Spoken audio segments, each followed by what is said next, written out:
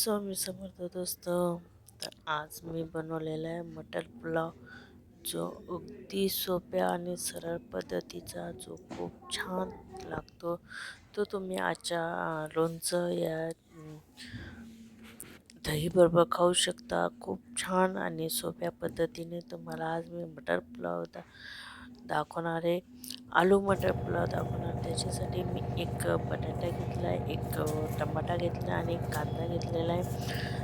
बटाट्याचे साल काढून घ्यायचे आणि अगदी स्वच्छ धुवून घ्यायचा आणि नंतर मग तो बारीक चिरून घ्यायचा. आता तुमच्या हिशोबाने तुम्ही जाड बारीक कापू शकता.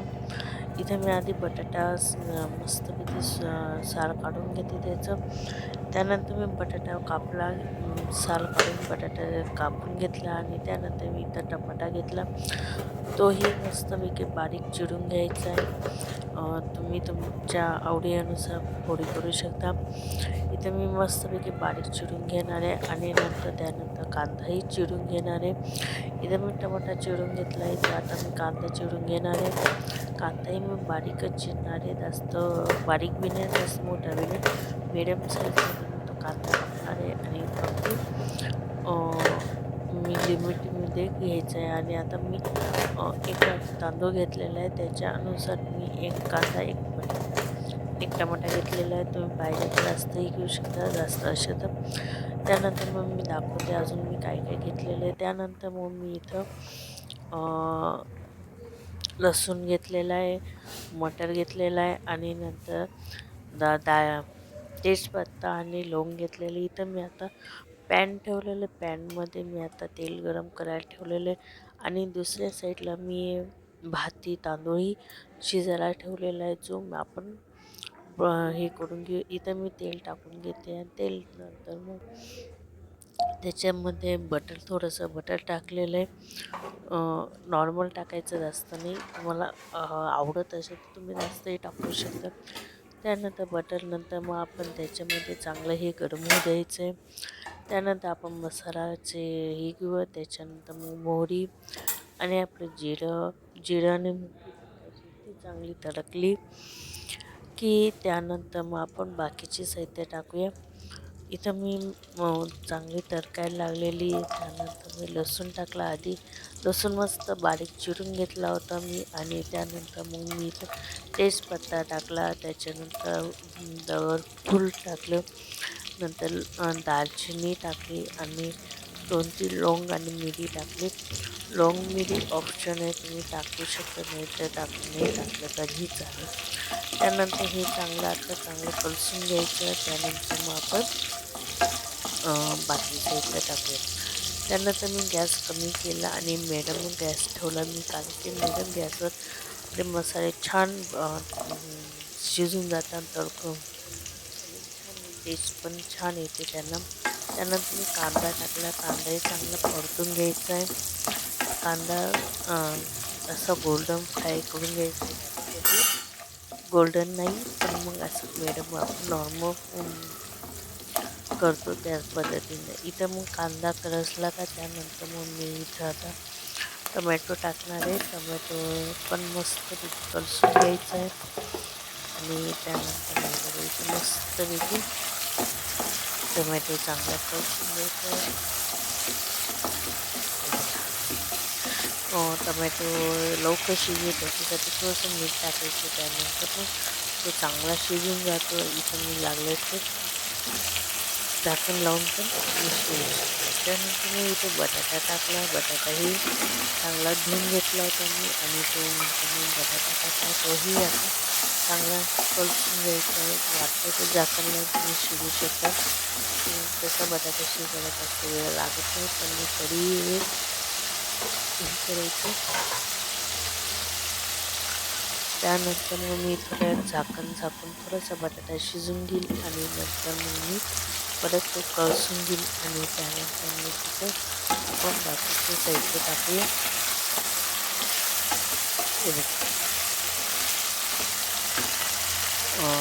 शिजून गेलेला आहे. त्यानंतर वाटाणा टाकला, मटर तेही चांगले आणि आपले हे हिरवे मटर आता हिवाळा चालू आहे, हिवाळ्याचे मटर खूप येतात वेगवेगळे. रेसिपी नक्की ट्राय करत जा तुम्ही. हे बघा इथं मस्तपैकी मटर चांगला कसून घ्यायचा. ते मी थोड्या वेळ झाकण लावून तो शिजवून घेईल. जसं बटर बी लवकर शिजून जातं. त्यानंतर मी मस्तपैकी ते फुटायला लागलेलं या मटर मस्तपैकी मऊ झालेले जास्त शिजून गेलेले आहे. आणि त्यानंतर आपण ते रेसिपीमध्ये टाकूया. मसाल्यांमध्ये मी टाकणारे लाल तिखट, गरम मसाला, हळद, हिंग आणि धनिया पावडर, हळद आणि चवीनुसार मीठ. मीठ तुम्ही तुमच्या इच्छेने टाकू शकता. मीठ आणि त्याच्यानंतर आपण बटाटा तांदूळामध्ये पण मीठ टाकलेलं आहे म्हणून थोडंसं नॉर्मल कमी मीठ टाका. चवीनुसार मीठ टाकायचं आणि नंतर परत झाकण लावून हे चांगलं शिजून द्यायचं. मसाला वाटलं तर थोडंसं पाणी टाकायचं. जर तुम्हाला वाटत असेल तुमचा बटाटा आणि मटर नाही शिजलेले तर तुम्ही थोडंसं पाणी टाकू शकता. इथे मी थोडंसं पाणी टाकले कारण मला थोडंसं हे वाटतंय. तर त्यानंतर मग मी इथं झाकण लावून अजून 15 ते 20 मिनटं शिजू देईल आणि त्यानंतर मग परत एकदा चेक करेल. हे बघा मस्तपैकी आपलं हे झालेलं आहे. तरी मी अजून थोडंसं शिजू देईल, म्हणजे थोडंसं पाणी कमी पडून गेलं. आणि त्यानंतर मग मी इथं आपले जे तांदूळ शिजून ठेवलेले ते टाकूया. ते इथं मी अजून थोड्या वेळ शिजू देईल आणि त्यानंतर मग परत मी चेक केलं तर हे बघा मस्तपैकी कोल्ड झालेलं आहे आणि आपले मटर आणि बटाटा बी शिजून गेलेला आहे. तर त्यानंतर आता मी जो आपला तांदूळ आहे तो टाकणार आहे. हळूहळू थोडा थोडा टाकायचा, जास्त काही करायचे नाही, नाही तर मग तो आपला ना अंगावर सांडू शकतो. मस्तपैकी भाजीमध्ये हा पसरून घ्यायचा आहे. बघा ह्या पद्धतीने थोडं थोडं टाकायचं, जास्त घाई करायची नाही. थोडं थोडं तुम्ही टाकायचं. इथं माझा पूर्ण भात टाकला गेलेला आहे आणि त्यानंतर वरून मी कोथिंबीर टाकलेली आहे. आणि नंतर मग कोथिंबीर थोडासा कांदा पाहिजे, तळलेला कांदा असला तोही तुम्ही टाकू शकता. त्यानंतर मग मी इथं थोडंसं हे बटर घेतलं, बटर ठेवलं आणि नंतर झाकण लावून 15 मिनटासाठी दम होऊ देईल, म्हणजे वाफू देईल. आणि त्यानंतर मग आपण परत 15 मिनिटांनी चेक करूया की आपला भात रेडी आहे का नाही.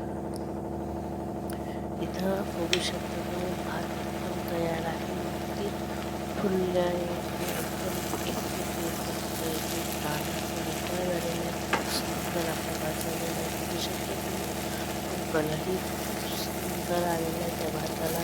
बघू शकता तुम्ही हा आलू मटरचा भात म्हणजे एकदम खूप सुंदर छान झालेला आहे. तुम्ही बघू शकता अगदी खूप. आता आहे ना असं मस्तपैकी मिक्स करून घेऊ आपण, म्हणजे कसं पूर्ण भाताला लागेल मस्त. हा आता मिक्स करून घेऊया आणि त्यानंतर मग आपण सर्व करूया. आता इकडे हे मी चांगलं मिक्स करून घेतलेलं आहे आणि मी हे सर्व करेल. झालेलं आहे. आता त्यानंतर मग मी मस्तपैकी झालेलं आहे. अजून मस्त हे होऊ दे. अजून थोडंसं गॅस बंद केलेला आहे इथं मी. आणि मस्त इथं गॅस मी बंद केला आणि त्यानंतर 5 मिनटं असंच राहू दे, वाफू देईल. गॅस बंद झालेला आहे आपला. आता मी सर्व करेल. सर्व करण्यासाठी मी इथं एका प्लेटमध्ये भात घेतला. हे बघा तुम्ही बघू शकता. आणि मस्तपैकी भात घेतला. त्यानंतर तोंड लावायला मी इथं लोणचं घेतलेलं आहे आणि हे लोणचं आणि पापड घेतलेला आहे. तर हा आलू मटरचा आपला पुलाव तयार आहे. कसा वाटला मला कमेंट करून नक्की सांगा. आवडला असेल तर लाईक, शेअर आणि माझ्या चॅनलला सबस्क्राईब नक्की करा. पुन्हा भेटूया पुढच्या व्हिडिओमध्ये. तोपर्यंत बाय. श्री स्वामी समर्थ.